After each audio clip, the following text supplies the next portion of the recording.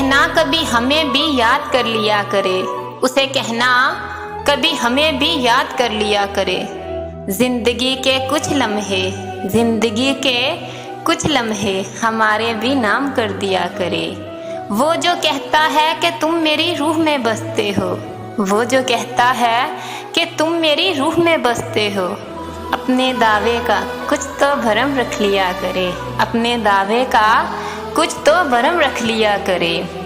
हम जानते हैं कि हम चांद तक नहीं पहुंच सकते, हम जानते हैं कि हम चांद तक नहीं पहुंच सकते, पर उस चांद से कहना, पर उस चांद से कहना कभी कभार तो बदली से निकल आया करे।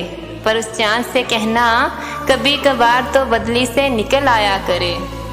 बेसुकून सा कर दिया है उसने हमें, बेसुकून सा कर दिया है उसने हमें। उसे कहना कभी खुद को भी, उसे कहना कभी खुद को भी थोड़ा सा बेसुकून कर लिया करे। उसे कहना कभी खुद को भी थोड़ा सा बेसुकून कर लिया करे। दुआ में मांगा है हमने उसको, दुआ में मांगा है हमने उसको। उसे कहना झूठा ही सही कभी तो आमीन कह दिया करे। उसे कहना झूठा ही सही कभी तो आमीन कह दिया करे। उसे कहना कभी हमें भी याद कर लिया करे, उसे कहना कभी हमें भी याद कर लिया करे। जिंदगी के चंद लम्हे हमारे नाम कर दिया करे।